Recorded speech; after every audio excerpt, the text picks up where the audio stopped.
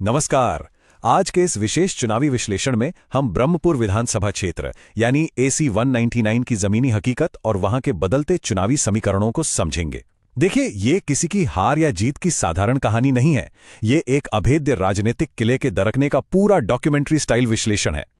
जरा इस नंबर पर गौर कीजिए, 51,141। ये वो मार्जिन था जिससे 2020 के विधानसभा चुनाव में यहां के निर्वर्तमान विधायक ने जीत दर्ज की थी। ये कोई छोटा मोटा नंबर नहीं है, ये मल्टीपोलर डोमिनेंस यानी एक तरह के एक तरफा वर्चस्व का प्रतीक था, जहां जनता का भरोसा पूरी तरह से अडिग और बेझिझक था। लेकिन 5 साल बाद कहानी पूरी तरह पलट गई। सिर्फ 3,220, 51,000 से सीधे 3,000 पर आ गिरना, ये कोई रूटीन चुनावी स्विंग नहीं है। 93% की ये भारी गिरावट एक बिल्कुल साफ और सीधा संकेत है। इसे हम टर्मिनल डीके या राजनीतिक ब्रांड का पतन कह सकते हैं, जो बता रहा है कि वोटर का भरोसा अब खत्म हो रहा है। तो आज हम इसे कैसे डिकोड करेंगे? हम शुरुआत करेंगे ब्रह्मपुर की जमीन और उसकी हकीकत से। फिर हम इस नतीजे की एनाटॉमी को समझेंगे।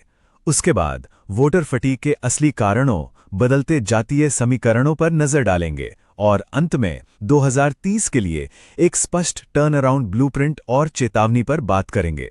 चलिए सबसे पहले जमीन की बात करते हैं। राजनीति को समझना है तो उस मिट्टी को समझना होगा जिस पर वो लड़ी जाती है। बक्सर जिले की ये भौतिक और सांस्कृतिक वास्तविकताएं ही यहां की राजनीति की असली नींव हैं। ब्रह्मपुर सिर्फ एक चुनावी मैप का हिस्सा नहीं है, ये एक पूरी तरह से कृषि प्रधान समाज है।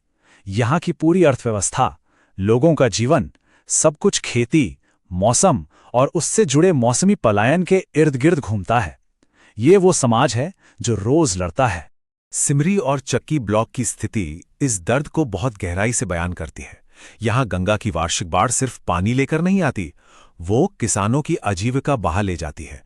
फसलों की तबाही और इस गहरे कृषि संकट के चलते ही यहाँ के लोगों को मजबूर होकर गुजरात और महाराष्ट्र पलायन करना पड़ता है।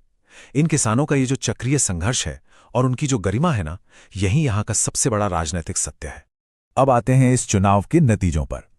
जमीन की इस कठोर हकीकत के बाद 2025 के इलेक्टोरल डेटा से जो तस्वीर उभरती है वो काफी चौंकाने वाली है। शंभुनाथ यादव जी की लगातार तीसरी जीत अपने आप में एक बड़ा विरोधाभास है। हाँ, 46% वोट शेयर के साथ जीत जरूर मिली है, लेकिन जमीनी स्तर पर उनके 66 करोड़ से ज्यादा के घोषित कर्ज और लंबित आपराधिक मामलों ने एक बहुत ही नकारात्मक छवि क्रिएट की है। जनता को लगने लगा कि ये नेतृत्व अब उनसे कट चुका है और इसी ने पूरे सिस्टम को बदल कर रख दिया। 2015 और 2020 में जहां एक तरफा वर्चस्व हुआ करता था, 2025 आते आते ये सीट एक रक्षात्मक बायपोलर ट्रेंच वॉर यानी कड़े द्विदलीय युद्ध में तब्दील हो गई। पार्टी का जो केंद्रीकृत तंत्र था वो ब्लॉक स्तर पर हो रहे बदलावों को भांपने में पूरी तरह से फेल हो गया। इसे ही हम इलेक्टोरल सेंसरी ब्लाइंडनेस कहते हैं।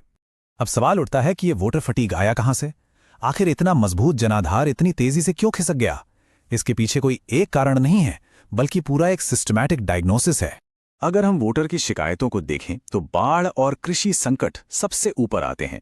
जनता में इस बात को लेकर एक बहुत गहरा आक्रोश था कि जब गंगा में विनाशकारी बाढ़ आई और लोग बेघर हो रहे थे, तब स्थानीय नेतृत्व पूरी तरह से गायब था, और वो भी तब जब उनके पास खुद के इतने सारे ट्रैक्टर और जेसीबी मशीनें मौजूद थीं। ये संवेदनहीनता बहुत भारी पड़ी। देखिए, एक बात हमें बहुत स्पष्ट तौर पर समझनी होगी। शासन को हमेशा भारत के डीपीडीपी फ्रेमवर्क के तहत नागरिकों की निजता, सहमति और गरिमा के संवैधानिक मूल्यों पर आधारित होना चाहिए। जब आप मतदाता की जरूरतों का डेटा जुटाते हैं या उनके बीच जाते हैं, तो उनके इन्फॉर्म्ड पब्लिक स्पीच और निजता के अधिकार का सम्मान करना सिर्फ एक विकल्प नहीं, बल्कि एक अनिवार्य शर्त है। चुनाव जीतने के लिए आप नागरिक की गरिमा से समझौता नहीं कर सकते। इन्हीं बुनियादी बातों को नजरअंदाज करने का सीधा असर हमें जनसांख्यिकी में हुए भारी बदलाव में दिखता है, और इसी बदलाव ने स्थानीय इंटेलिजेंस को पूरी तरह से चौंका दिया। बहुजन समाज पार्टी का ये जो कोलैप्स है, ये बहुत कुछ कहता है। 2020 में बीएसपी के पास करीब 3% वोट शेयर था, जो लगभग 5,500 वोट होते हैं। लेकिन 2025 में ये आंकड़ा गिरकर 0 के करीब पहुंच गया। इसका सीधा सीधा मतलब है कि दलित और अति पिछड़ा वर्ग का एक बहुत बड़ा हिस्सा सत्ता पक्ष को छोड़कर पूरी तरह से विपक्ष की ओर खिसक गया। तो फिर ये सीट बची कैसे? दरअसल पारंपरिक मुस्लिम यादव बेस का जो रिटेंशन था वो लगभग 100% रहा, जिसने इस बार तो हारने से बचा लिया। लेकिन युवा और ईबीसी मतदाताओं को अपनी ओर खींचने में जो ये भारी नाकामी मिली है, वो इस सीट को भविष्य के लिए बहुत कमजोर और वल्नरेबल बना देती है। तो अब समाधान क्या है? 2030 के लिए क्या रोडमैप होना चाहिए जिससे इस मार्जिन के पतन को पलटा जा सके? चलिए एक बहुत ही प्रिस्क्रिप्टिव और डेटा ड्रिवन रणनीति पर बात करते हैं। ये कोई आम कैंपेन नहीं होगा। ये एक 4 चरणों वाला मिलिटराइज्ड ऑपरेशनल ब्लूप्रिंट है। चुनाव से 730 दिन पहले फाउंडेशन बिल्डिंग, 365 दिन पहले नैरेटिव सेट करना, 180 दिन पहले जमीनी एक्टिवेशन और आखिरी 90 दिनों में sprint and get out the vote. ये पूरा स्ट्रक्चर उस 3000 के मार्जिन को वापस एक बड़ी जीत में बदलने के लिए डिजाइन किया गया है। पहले फेज में राज्य की ब्यूरोक्रेसी का इंतजार किए बिना निजी जेसीबी मशीनों से सिमरी और चक्की की सड़कों की मरम्मत करवानी होगी। इसके बाद बूथ कमेटियों में कम से कम 40% ईबीसी प्रतिनिधित्व अनिवार्य करना होगा ताकि विपक्ष का ध्रुवीकरण टूट सके। और सबसे जरूरी, उस 66 करोड़ के कर्ज वाली नकारात्मक छवि को मैनेज करना होगा। दूसरे फेज में हमारा पूरा फोकस गवर्नेंस पर होगा। प्रवासियों के लिए माइग्रेंट जॉब चार्टर लाकर लोकल लेवल पर माइक्रो जॉब्स देनी होंगी और साथ ही ऑपरेशन रक्षा चलाना होगा। महिलाओं के लिए मुफ्त स्वास्थ्य शिविर, क्योंकि इस जिले में 68% एनीमिया दर है। यही वो जमीनी कदम है जो उस खामोश वोटर का विश्वास वापस जीत सकते हैं। अब आते हैं आखिरी हिस्से पर। भविष्य के लिए हमारी चेतावनी बहुत शांत लेकिन एकदम स्पष्ट है। अगर इन बदलावों को नहीं अपनाया गया तो आगे की राह बहुत मुश्किल होगी। ये एक रणनीतिक अल्टीमेटम है। अगर चुनाव से 1 साल पहले तक निवर्तमान विधायक की व्यक्तिगत छवि और पोलिंग नंबर्स में सुधार नहीं होता है तो पार्टी को सीट बचाने के लिए एक नया और बेदाग उम्मीदवार मैदान में लाना ही होगा।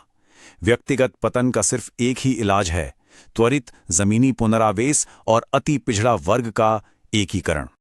अंत में हमें ये हमेशा याद रखना होगा कि सच्चा नेतृत्व हमेशा गरिमा और सूचित जिम्मेदारी के संवैधानिक जनादेश को कायम रखता है। पब्लिक ऑफिस या सार्वजनिक पद सिर्फ सत्ता का साधन नहीं है, ये मानव उत्थान का एक जिम्मेदार समाज के निर्माण का जरिया है। राजनीति का असली और अंतिम उद्देश्य यही होना चाहिए। If you want to become a people-centric leader and uplift your constituency, get in touch with blueprintstrategies.ai at mgr@blueprintstrategies.ai or call 080-4204-1602. Purpose beyond politics.